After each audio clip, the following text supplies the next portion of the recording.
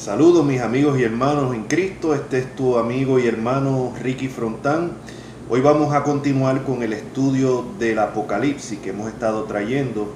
Este va a ser el cuarto mensaje que vamos a traer, así que si no has visto los primeros tres, te recomiendo que los busques aquí en el canal de YouTube y así te puedes poner al día.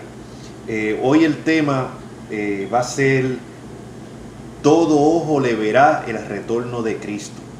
Eso está en Apocalipsis 1:7, que fue donde nos quedamos en el último estudio. Tocamos hasta el versículo 6. Y hoy vamos a estar en el versículo 7, hablando acerca del retorno de nuestro Señor Jesucristo.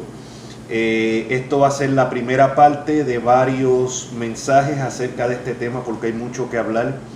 Y para poderlos hacer relativamente corto, entre media hora, 35 minutos, pues vamos a dividirlo, diría yo, más bien entre 2 a 3 estudios. Vamos a ver cómo nos va en el tiempo. Así que estamos hoy en Apocalipsis, capítulo 1, versículo 7, pero les voy a leer desde el versículo 4 para entrar en el contexto. Siempre es importante tener el contexto de lo que estamos leyendo.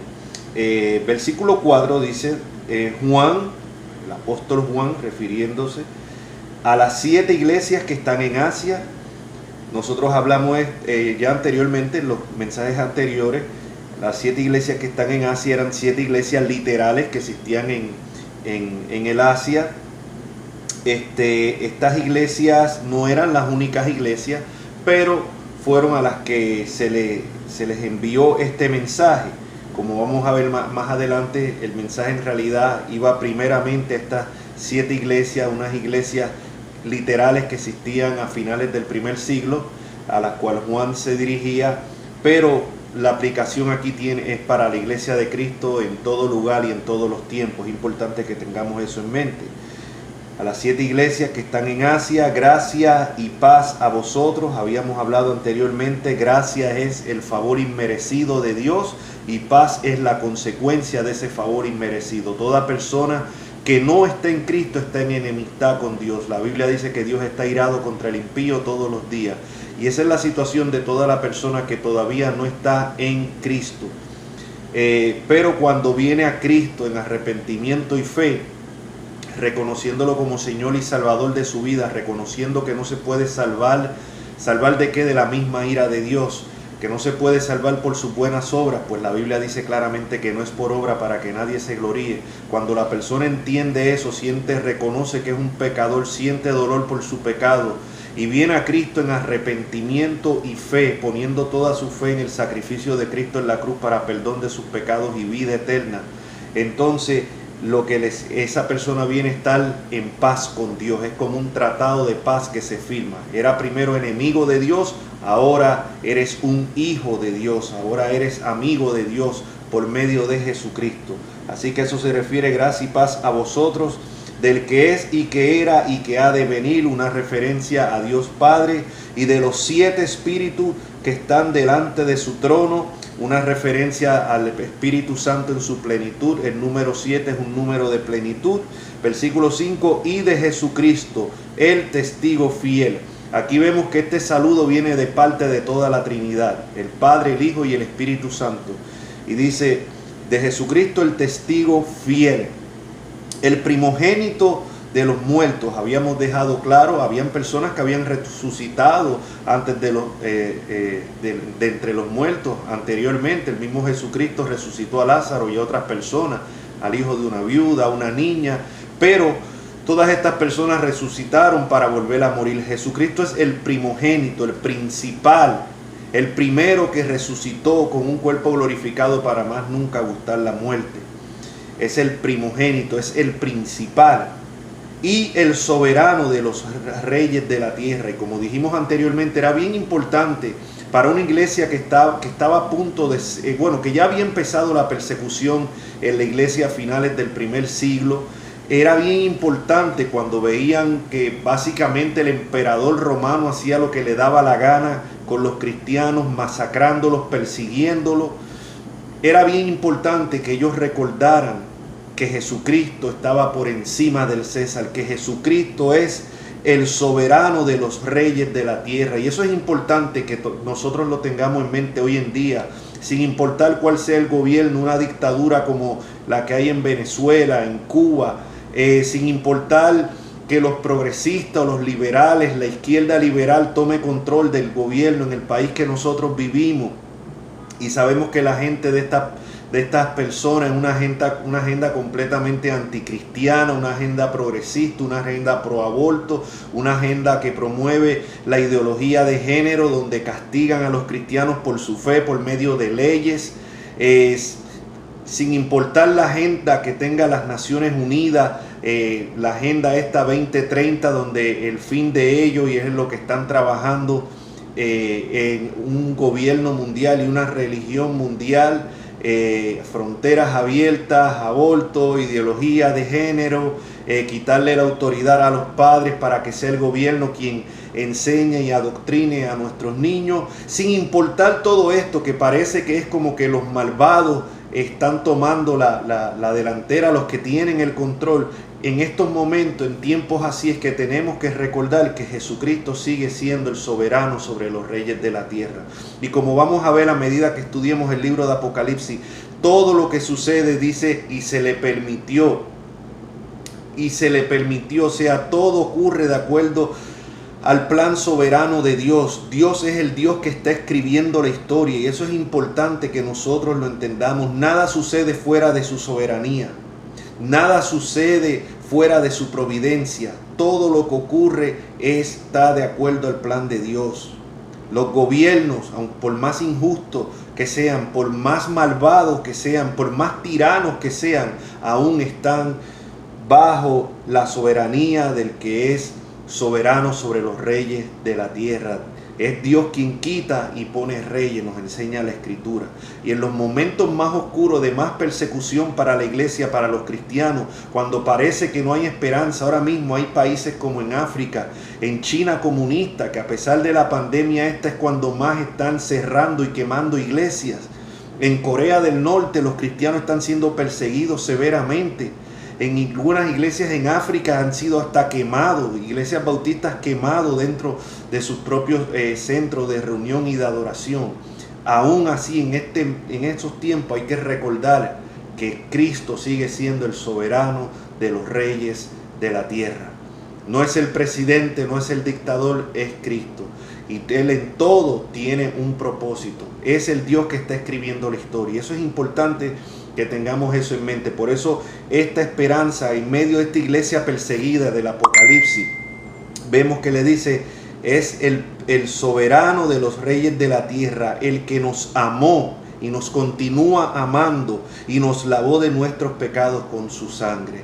El sacrificio de Cristo fue para limpiarnos de nuestros pecados. No es para que tengas riqueza, no es para que no te puedas enfermar nunca como muchos falsos maestros por ahí andan enseñando. No, el sacrificio de Cristo fue por nuestros pecados, para salvarnos, para limpiarnos de nuestros pecados. Y mostró su amor, dice el que nos amó. El amor conlleva acción. Cristo demostró su amor muriendo por nosotros, siendo pecadores y enemigos de Él. A veces nosotros usamos esa palabra muy ligera, no yo te amo, no yo amo, pero nuestras acciones dicen otra cosa. Decimos que amamos a Dios, pero qué tiempo en verdad dedicamos para estudiar su palabra, para buscarla en oración, para vivir en obediencia. Cuando tomamos nuestras decisiones, ¿cuántas veces está el Señor en nuestra mente? O sea, es importante, el amor conlleva acción. Dice, versículo 6, y nos hizo reyes y sacerdotes para Dios su Padre, a Él sea la gloria e imperio por los siglos de los siglos. Amén. Y ese fue el último mensaje que tuvimos, explicando cómo en el cuerpo de Cristo, la iglesia es un cuerpo compuesto de reyes y sacerdotes. Lo que se le había prometido al antiguo Israel se cumple en la iglesia. ¿Por medio de qué? De los méritos de Cristo, no por medio de méritos de nosotros. Y es aquí donde vamos entonces ahora al versículo que vamos a estar comenzando a discutir en este tiempo. El versículo 7 dice, he aquí que viene con las nubes y todo ojo le verá, y los que le traspasaron a todos los linajes de la tierra harán lamentación por él, sí, amén.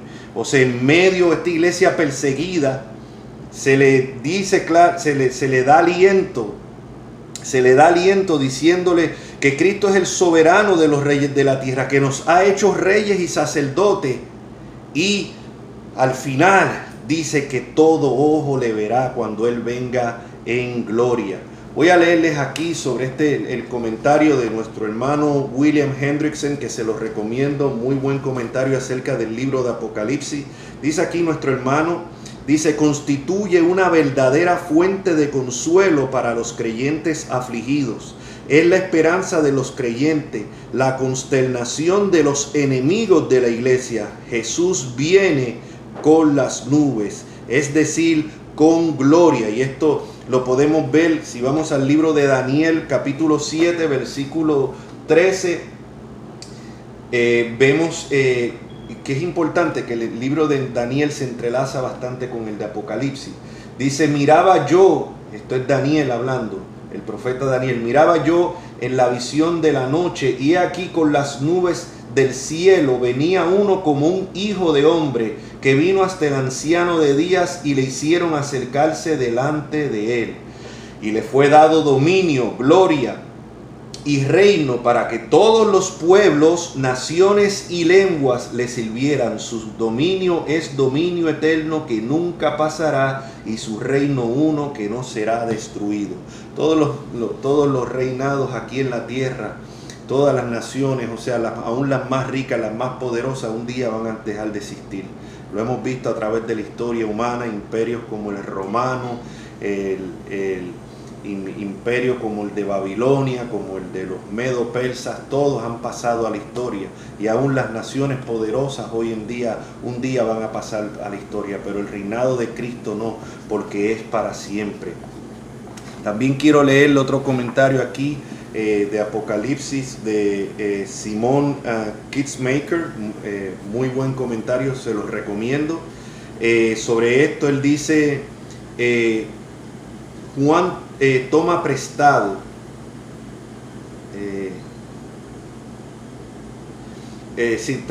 se trata de un anuncio basado en profecías del Antiguo Testamento acerca del Mesías, el Hijo del Hombre, como vimos ahora en Daniel 7:13, también Zacarías 12:10, y en referencia no testamentarias al sufrimiento y regreso de Jesús, Mateo 26:64 y Juan 19:34-37, 1 Tesalonicenses 4:7. Este es el primer anuncio del retorno de Cristo, que se vuelve más pronunciado en el último capítulo, como vamos a ver desde Apocalipsis 22:7, 12 y 20. Juan toma prestado lenguaje de la profecía mesiánica de Zacarías 12:10, señalando el retorno visible de Jesús. Declara que todos los ojos le verán. Escribe el sustantivo y adjetivo en singular, todo ojo, para indicar que se incluye a todo el mundo, creyentes e incrédulos por igual. Así que a eso se refiere, como vemos aquí en Apocalipsis, que dice: he aquí viene con las nubes, y todo ojo le verá. Como dice aquí también nuestro amigo Hendrickson, dice: la Biblia desconoce acerca de una segunda venida invisible o secreta, que vamos a hablar de eso más adelante. Al contrario, todo ojo le verá, los que le traspasaron el costado y le clavaron en la cruz también le verá. O sea, esto va a ser, cuando Cristo retorne, va a ser en gloria, va a ser una iglesia, va a ser una venida visible, todo ojo le va a ver. Ahora bien, esto es un tema que lamentablemente hoy día en las iglesias se ha descuidado mucho, el tema de la segunda venida de Cristo, un tema que debe de estar en la mente de los creyentes, de la iglesia.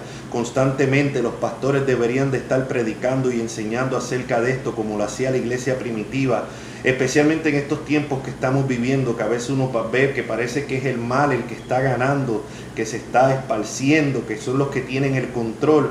Es en estos tiempos que tenemos que recordar que Cristo está en control y que Cristo regresa otra vez, y que un día todo esto va a pasar.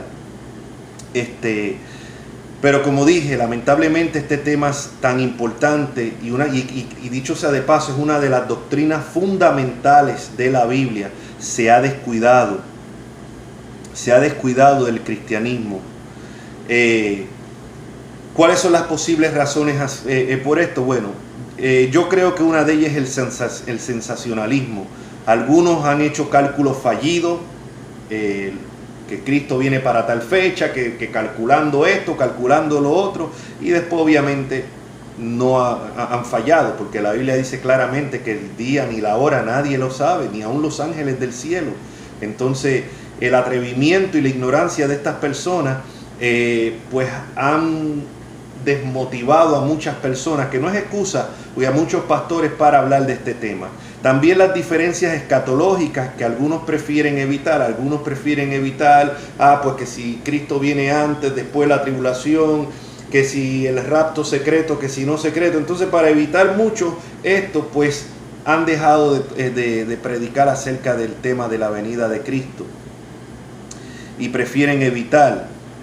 Y como vamos a ver más adelante, también mucho, y yo diría tal vez la gran mayoría, es el apego que tienen de este mundo. Especialmente hoy vemos este evangelio de la prosperidad, que es ten lo mejor que tú, o sea, Cristo quiere que tú tengas lo mejor aquí y ahora, según en este evangelio, donde solamente se habla de cosas terrenales, de bendiciones terrenales, de salud, de dinero, de riqueza. Dar dinero a Dios, ¿no?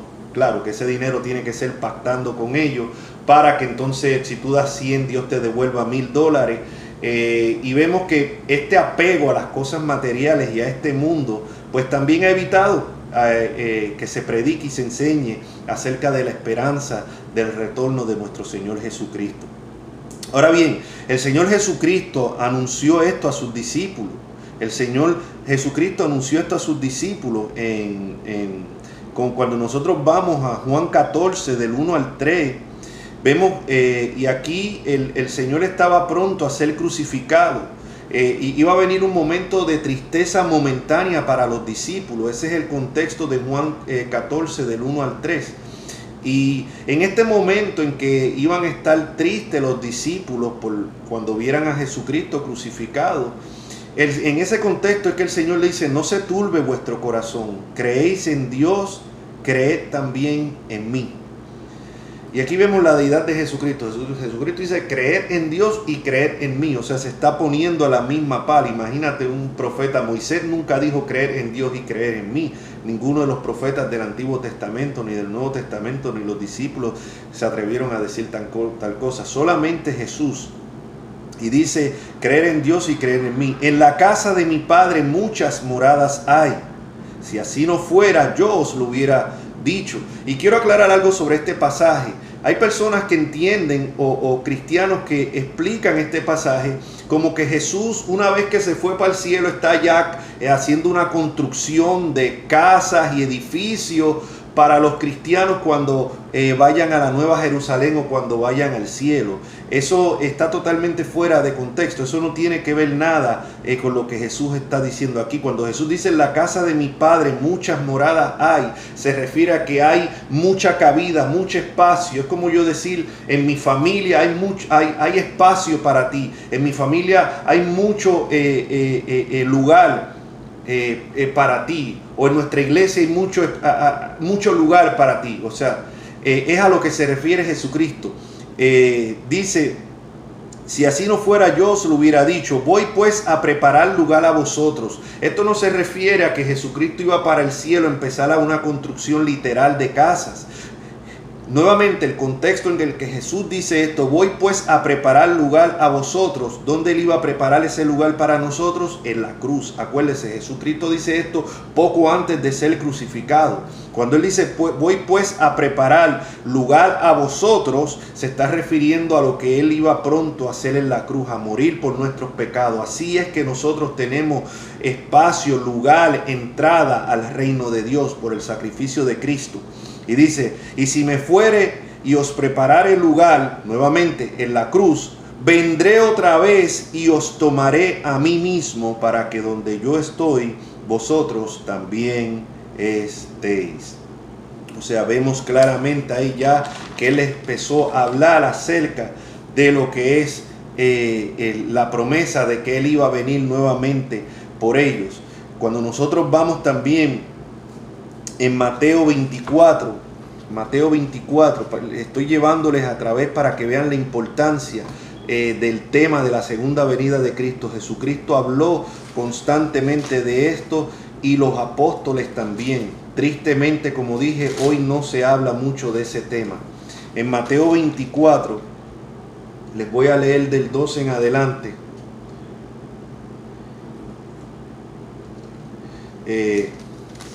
Dice así, Mateo 24, versículo 2. Respondiendo él les dijo, ¿veis todo esto? Se refería al templo. Él estaba caminando, estaban frente al templo. El templo era una cosa hermosa en ese tiempo. Los que han podido ver las réplicas que han hecho del templo de Jerusalén, era algo bello, algo admirable, con oro, con todo.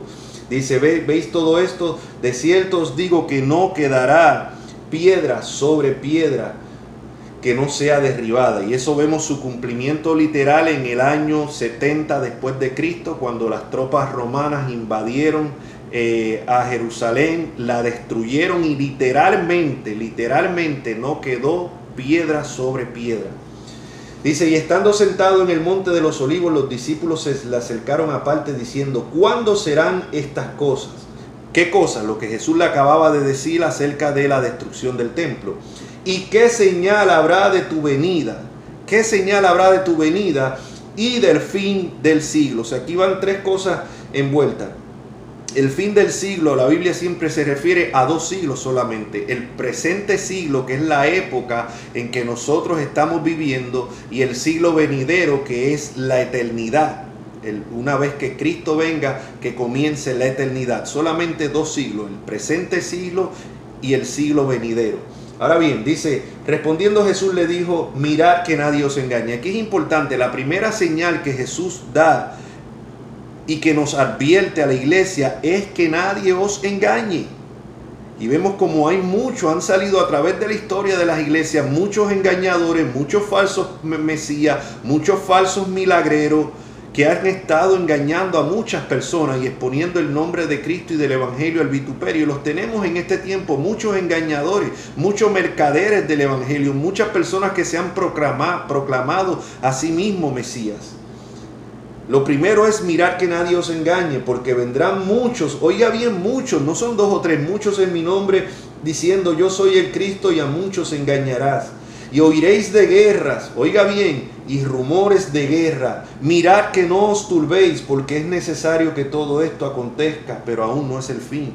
Hemos visto en el siglo XX, el siglo de más guerra, 2 guerras mundiales, otras guerras como la de Vietnam, guerras locales, en este siglo la de Irak, o sea, y vemos cada día todas estas guerras, y esto ha seguido así a través de toda la historia de la iglesia. Pero el Señor, ¿qué es lo que nos dice? Es necesario que todo esto acontezca, pero aún no es el fin. No estemos poniendo fecha, no estemos diciendo, quiere decir que Cristo viene mañana o que Cristo viene ya en unos días. No, no es el fin todavía. Dice, porque se levantará nación contra nación y reino contra reino, y habrá pestes y hambres y terremotos en diferentes lugares. Y todo esto ha estado ocurriendo a través de toda la historia de la iglesia. Pero a medida que se acerca la venida de Cristo, estas cosas van a ir incrementando y cada día van a ser más y más y más. Ahora, en el tiempo en que yo estoy grabando esto, estamos viviendo la pandemia esta del COVID-19, el virus chino, el coronavirus, como le quiera llamar. O sea, y vemos cada vez que surgen más enfermedades, más pestes, terremotos. ¿Cuántos terremotos no hemos visto en estos últimos tiempos? Una cosa uno tras el otro, especialmente últimamente en mi isla Puerto Rico. Esto es algo que nunca se había visto, tanto terremoto uno tras el otro. Pero ¿qué es lo que nos dice la Escritura? Todavía no es el fin. Todas estas cosas van a ir incrementando, hambres y terremotos en diferentes lugares, y todo esto será principios de dolores. Eso sí creo yo, que actualmente nosotros estamos viviendo principios de dolores. Principios de dolores, como la mujer cuando está con los dolores de parto, que cada vez las contracciones son más y más frecuentes. No es que va a tener el hijo a dar a luz es rápido que empiezan las primeras contracciones, no, sino que a medida que se acerque el alumbramiento van aumentando esas contracciones, los dolores son más agudos, más fuertes, hasta que al fin llega el alumbramiento, y lo que en un momento fue dolor y sufrimiento se convierte en alegría. Así mismo es lo que estamos nosotros viviendo: dolor, sufrimiento, guerra, pestilencias, pandemias, terremotos.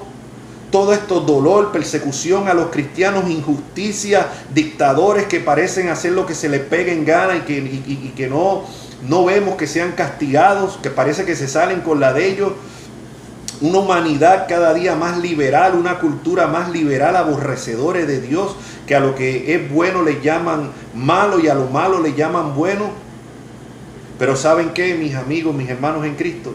Al final de todo cuando se acaben este principio de dolores, cuando venga el alumbramiento, cuando venga Cristo que dice que todo ojo le verá, entonces va a ser el momento de gozo y alegría para toda la eternidad de los cristianos, de la iglesia, de todos los que han muerto con su fe en Cristo. Pero por el momento estamos viviendo principio de dolores. Y dice entonces, versículo 9, os entregarán a tribulación y os matarán y seréis aborrecidos de todas las gentes por causa de mi nombre. La iglesia primitiva vivió esto. La iglesia en la Edad Media vivió esto por parte de la Inquisición Católica Romana. La iglesia actualmente, aunque en países tal vez como Latinoamérica o Estados Unidos no se está viendo, pero sí esta persecución está llevándose a cabo actualmente en países como China comunista, Corea del Norte, en países de África, en países musulmanes, donde están persiguiendo y masacrando a muchos cristianos actualmente, algunos quemándolos hasta vivos. Y dice, pero el Señor nos advierte que van a ser muchos perseguidos y los entregarán a tribulación y los matarán y seréis aborrecidos. El cristiano que está firme en la palabra de Cristo, el cristiano que está firme, que vive la palabra de Dios, por lo general no va a ser muy popular, especialmente en este tiempo que nosotros vivimos. En este tiempo que nosotros vivimos, tal vez en estos países no nos están persiguiendo literalmente, no nos están encarcelando, no nos están matando, pero nos tildan, nos aborrecen porque nos tildan de fanáticos religiosos. Cuando uno dice que la homosexualidad es pecado, ¿no? Tú lo que eres un homofóbico, tú odias, tú eres una persona que esparce odio.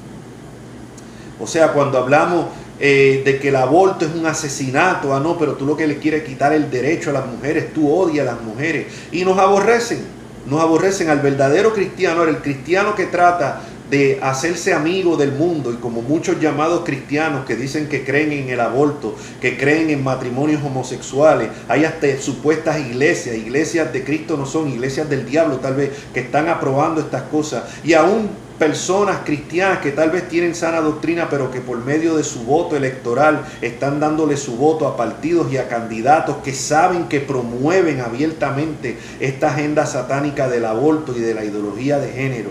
Oiga bien, lo que el candidato sea en su vida privada, él va a dar cuenta a Dios. No estamos ejerciendo el voto para votar por un pastor, por presidente o por gobernador.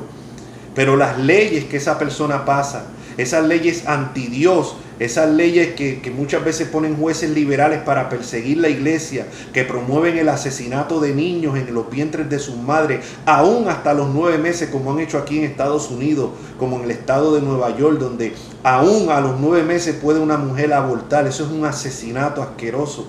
O sea, el cristiano no puede apoyar estas cosas, pero muchos cristianos o que se llaman cristianos están apoyando estas cosas. Y claro, este tipo de personas pues no van a ser aborrecidos porque están siguiendo la corriente del mundo.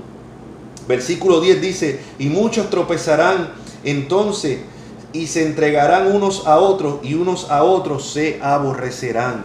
Y muchos falsos profetas se levantarán y engañarán a muchos. Y eso es lo que vemos hoy a través de todos estos charlatanes televangelistas. Como andan engañando a muchos, o sea, falsos maestros, falsos profetas, falsos milagreros, engañadores, mercaderes del evangelio.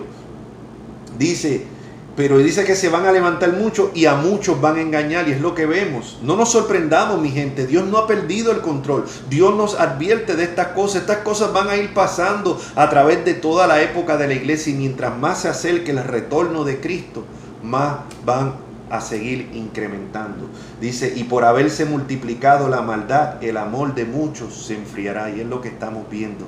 Una falta de amor, o sea, increíble. O sea, se ha perdido el amor, se ha perdido el respeto a la vida. Cuando pasan una ley como la que pasaron en Nueva York y en otros estados, donde dice que si oiga bien, un niño que fue abortado, sobrevive el aborto y lo sacan y el niño está vivo todavía, dice que entonces la madre tiene el derecho de decir que no se le preste asistencia médica a ese bebé y lo dejen morir.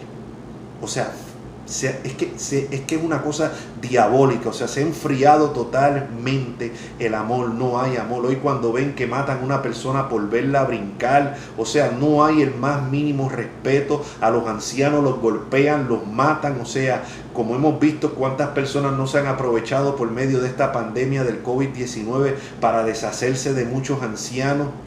O sea, es increíble, pero la Biblia advierte, se enfriará el amor de muchos, y dice en versículo 13, más el que persevere hasta el fin, ese será salvo. Y será predicado este evangelio del reino en todo el mundo para testimonio de todas las naciones, y entonces vendrá el fin. Y el fin, ¿cuándo vendrá? Cuando Cristo regrese en gloria, cuando dice que todo ojo le verá. Cuando Cristo venga ya no va a haber más segundas oportunidades. Cuando Cristo venga es como cuando la muerte te sorprende, ya no hay segunda oportunidad. Más adelante, versículo 29 al 31 dice, e inmediatamente después de la tribulación de aquellos días, el sol se oscurecerá y la luna no dará su resplandor, y las estrellas caerán del cielo y las potencias de los cielos serán conmovidas. Entonces aparecerá la señal del Hijo del Hombre en el cielo, y entonces lamentarán todas las tribus de la tierra, y verán al Hijo del Hombre viniendo sobre las nubes del cielo con poder y gran gloria. Como vimos aquí en Apocalipsis 1 que dice, he aquí viene con las nubes y todo ojo le verá. Y los que le traspasaron y los linajes de la tierra harán lamentación por él, sí, amén. Vemos que Jesucristo había hablado ya de esto en Mateo 24. Cuando él venga en gloria, dice que lo verán viniendo en las nubes del cielo con gran poder y gloria. Y dice que se harán lamentarán todas las tribus de la tierra. Y esta lamentación no es una lamentación de arrepentimiento. O sea, es una lamentación externa. Es una lamentación de saber que, wow, ya no tengo salvación, ya no tengo oportunidad, desperdicié las oportunidades que tuve. Por eso te digo, amigo, mire, yo en el mismo aquí Facebook hablo con muchas personas que me dicen, no, yo soy cristiano pero apartado. Mira, no hay tal cosa como cristiano apartado. O eres cristiano o no lo eres. Si tienes conocimiento del evangelio, si estuviste un tiempo en el evangelio, mira, regresa a Cristo. Ven en arrepentimiento y fe. Tú no sabes si mañana vas a tener esa oportunidad. Tú no sabes si esta misma noche, en la mañana, te sorprende la muerte y ya no va a haber más oportunidad. Acuérdate, haber repetido una oración no salva a nadie. Haberte bautizado no salva a nadie. Es el que persevere hasta el fin. Y el que está en Cristo va a perseverar hasta el fin. No es lo que tú hiciste primero, es cómo estás viviendo ahora. Y yo creo en la seguridad de la salvación. Pero la Biblia dice que por su fruto se conoce el árbol. La Biblia no dice nada que porque un día repetiste una oración o porque un día te bautizaste. No, es el fruto de la salvación va a ser la perseverancia. Vas a perseverar hasta el fin. Así que vemos como dice, entonces aparecerá la señal del Hijo del Hombre en el cielo, y entonces lamentarán todas las tribus de la tierra, y verán al Hijo del Hombre viniendo sobre las nubes del cielo con poder y gran gloria, y enviará a sus ángeles con gran voz de trompeta. Esto no va a ser algo silencioso, esto no va a ser algo secreto, va a ser en gloria. Y dice, y juntará a sus escogidos. ¿Y quiénes son sus escogidos? La iglesia. En ninguna parte del Nuevo Testamento se refiere a sus escogidos para referirse a la nación de Israel. En ninguna parte, siempre en el contexto que habla de escogidos es para referirse a los cristianos, y en par de ocasiones a los ángeles escogidos, pero nunca a la nación de Israel. Hay quien dice que esto enseña, no, es que aquí está hablando, eso no es de la iglesia, eso es a Israel. No, habla claramente, y esto se le dijo a los discípulos. Oiga bien, dice: juntará a sus escogidos de los cuatro vientos, de un extremo del cielo al otro. O sea, vemos claramente lo que él dijo anteriormente, lo que leímos en Apocalipsis 1:7, que vienen las nubes en gloria. Después de todos estos principios de dolores, Jesucristo viene en gloria. En su partida, dos ángeles también hablaron de su segunda venida. En Hechos capítulo 1, versículos 9 al 11 dice: y habiendo dicho estas cosas, viéndolo ellos, o sea, sus discípulos, fue alzado y les recibió una nube que lo ocultó de sus ojos. Y estando con los ojos puestos en el cielo, entre tanto que él se iba, o sea, Jesús, he aquí se pusieron junto a ellos dos varones con vestiduras blancas, los cuales también les dijeron: varones Galileo, ¿por qué estáis mirando al cielo? Este mismo Jesús que ha sido tomado de vosotros al cielo, así vendrá como le habéis visto ir al cielo. Oiga bien, no va a venir secretamente para su iglesia, no va a venir de una manera que el mundo no se dé cuenta. No, dice claramente, le dice a los discípulos: de la misma manera que tú lo has visto irse al cielo, o sea, en una nube visible, así mismo va a regresar. Y eso es, nuevamente, juntamos esto con Mateo 24, con Apocalipsis 1:7, como dice: he aquí viene con ¿qué? Con las nubes, y todo ojo le verá. O sea, esa es la esperanza del creyente. Esa es la esperanza del creyente. En Hechos capítulo 3, versículo 19 al 21, y ya vamos a ir terminando. Como dije, este mensaje va a tomar por lo menos unos 3 videos para completarlo y hacerlo bien, porque es que no queremos brincar nada.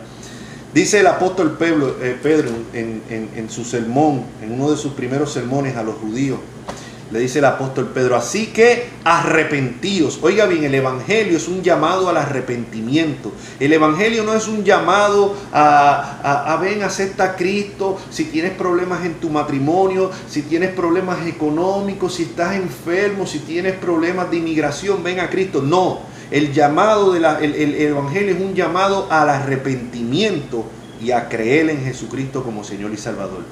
Así que arrepentíos y convertíos para que sean borrados, oiga bien, vuestros pecados.